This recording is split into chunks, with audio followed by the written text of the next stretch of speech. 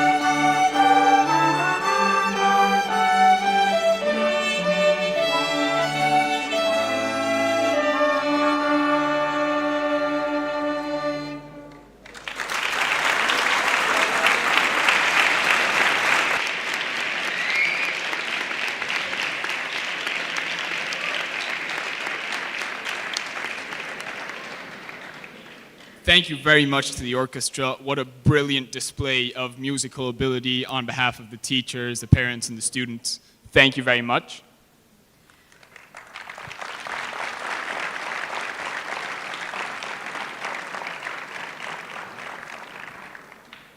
Para comenzar esta ceremonia de clausura, espero que me permitan contar una pequeña historia en español, aunque luego procederemos a hablar en inglés, ¿vale?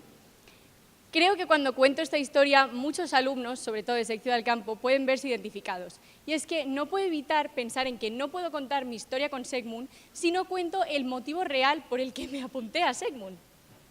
Yo estaba con mi mejor amiga, que se llama Isaura, en el pasillo del colegio. Y mi querido profesor don Teófilo vino y nos dijo: Paulita e Isaura, ¿se han apuntado ustedes ya a esta edición de SEKMUN? Y claro, ya después de 150 veces, pues tuvimos que decir que sí, porque don Teófilo insistía muchísimo en que iba a ser una experiencia increíble. ¿Y sabéis qué? Que es que tenía toda la razón. Así que muchas gracias, porque cuando digo esto creo que hablo por todos. Después de SEKMUN nos cambió la vida. Empezamos, ¿sí?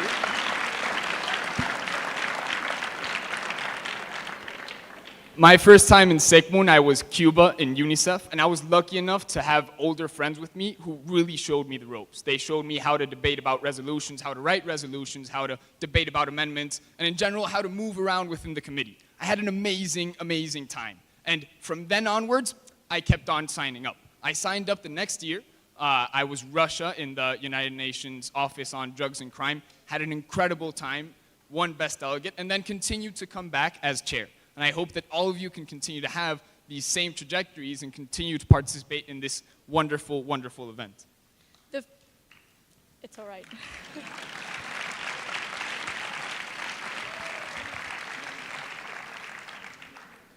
Thank you, Matthias. The first time I came to SEKMUN, I was Israel in UNICEF. And I have to admit, it was a big challenge to talk about children's rights being Israel. You know why already. So, when I finished being Israeli in UNICEF, besides that it was such a challenge, I was really, really happy. And from that moment on, I didn't stop doing debate, going to MUNs, signing up in the debate club of the school, and I kept making friends and learning things. And you know what? I never left, and I never will. And I hope, Matthias, that's your opinion too. Yeah. I continued to pursue debate and MUNs too after I came to SEKMUN. I thought it was an amazing opportunity, and thanks to that, I was able to travel the world a lot. I've been to Thailand, I've been to London, I've met people from all over Europe, I've debated with so many people and made so many friendships, and left every single event that I went to with incredible, incredible connections that will accompany me throughout the entire rest of my life. And the beautiful thing about this is that all of these connections that you guys have been making these days will find you again in the future. At every single high-level event, every single highly competitive event that you go to, you will find that it is no coincidence that someone that has been to SEKMUN with you or before you or after you is also at that event. You are all an incredibly elite group of people who will move on to do incredible things. And the wonderful thing about that is that once you find each other within these events, they make them all the better, because you instantly have a friend that accompanies you for the ride and that is with you all the time. SEKMUN offers so much people that I have to tell them a fun fact about us. We went to the same school, we went to SEKMUN for the same years, but we didn't even get to know each other properly until we were at university, because we went to SEKMUN and we found each other in another simulation, and then we realized we share SEKMUN. And thanks to that, now, as we go to the same university, we're forming and we're building our debate club, and we're starting to debate again, going to MUN. So that's how much SEKMUN connects us with people. After I left school, in university, I went through several MUNs. For example, BOSMUN, SADEMUN, LSEMUN. I've traveled also around the world, for example, to Barcelona, to London, to Malaga, and obviously here in our dear Madrid. And you know what? I've met amazing people, and I've lived amazing experiences throughout these MUNs. So much that my first purpose for this speech was not to cry. And I have to admit, it's going to be very difficult, and people who know me know that. So throughout these MUNs and through my 3 SEKMUN editions, there was not once when SEKMUN ended up that I didn't cry. Because I was so, so happy. I had to cry. And you know what? I've been to a lot of MUNs, as I've mentioned before, and I've come up to a conclusion. SEKMUN was, is, and will always definitely be the best one.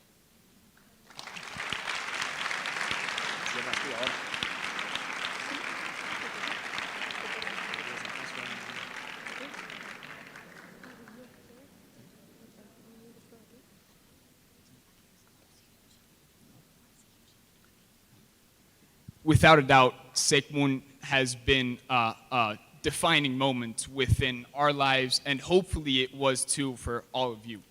The experiences that you live and the challenges that you face within these days, to many of you, it's the first time that you go to a simulation. It's the first time that you get to meet people and are thrown into a completely random environment where you don't know anyone.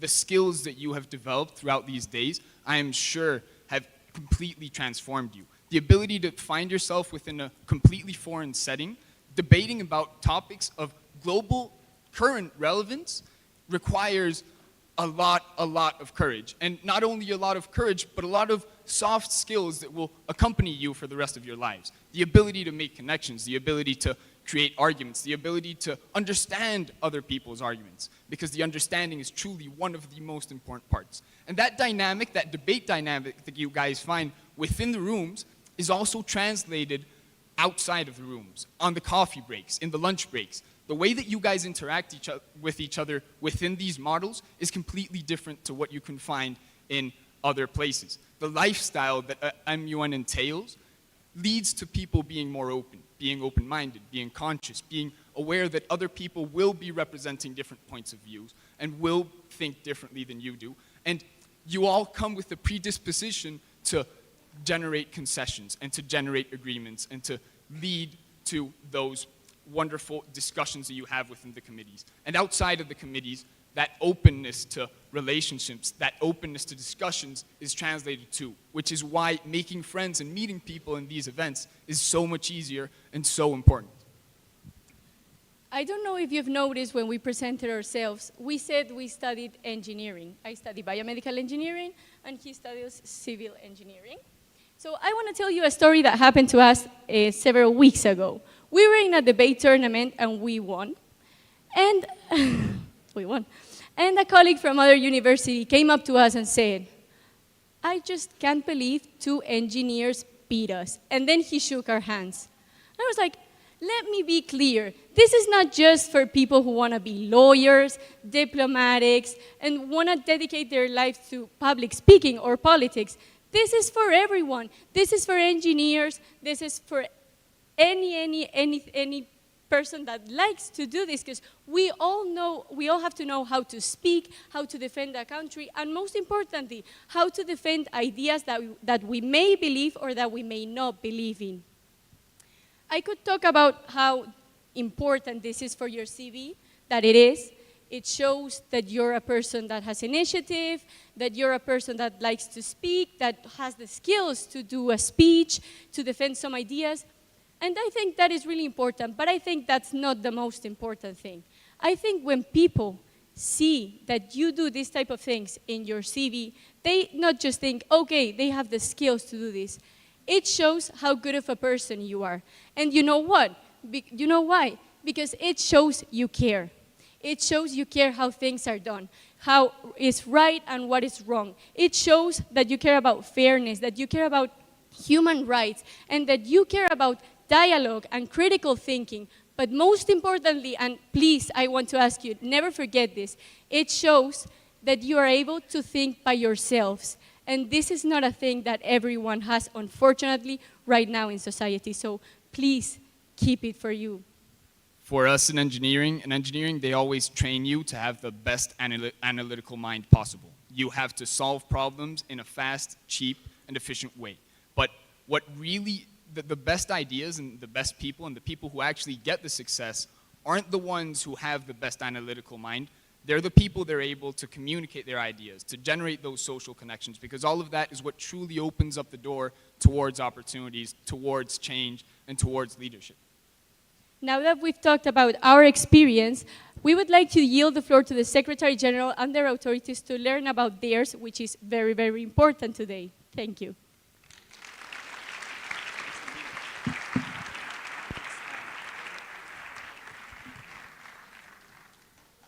Thank you for yielding the floor. And now I have some questions for the authorities. So I'm going to begin with General Assembly 1.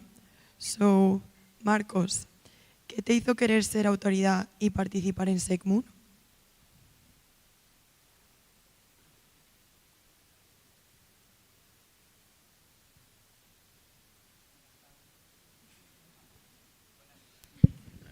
Hola.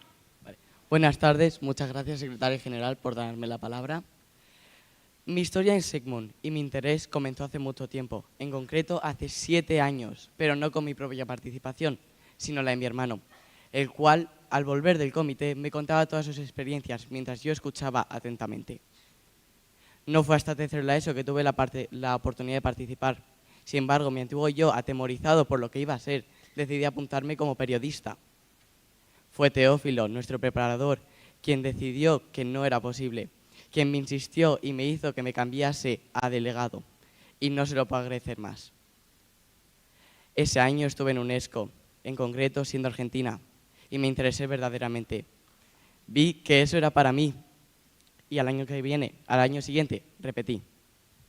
Ese año de nuevo estaba en UNESCO siendo Francia, y ese año fue el que decidí que al año siguiente iba a ser autoridad. Llegamos a septiembre, octubre, donde nos comenzamos a preparar, donde hacemos el examen y donde consigo la plaza como presidente de la primera comisión. Pero no hay una razón específica por la que soy autoridad. Es una pregunta que puede tener miles de respuestas. Puede que sea por la gente, por el ambiente, por los temas, por discutir, por dirigir. Y es una pregunta a la que jamás tendré respuesta. Pero eso no va a hacer que no siga participando, que no siga viniendo y que no sea autoridad. No es una pregunta que se requiera respuesta, sino que se ha de descubrir poco a poco y supongo que alguna vez en mi vida descubriré la verdadera razón. Muchas gracias.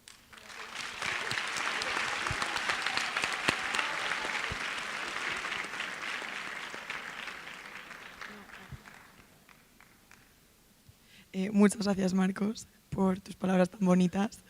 Y now I have a question for Carlota, the President of Human Rights. So, how has SEKMUN shaped you as a person? Hello. Thank you, Claudia. Good afternoon. If I had to summarize in a sentence how has SEKMUN shaped me as a person, I would probably say it has changed my life.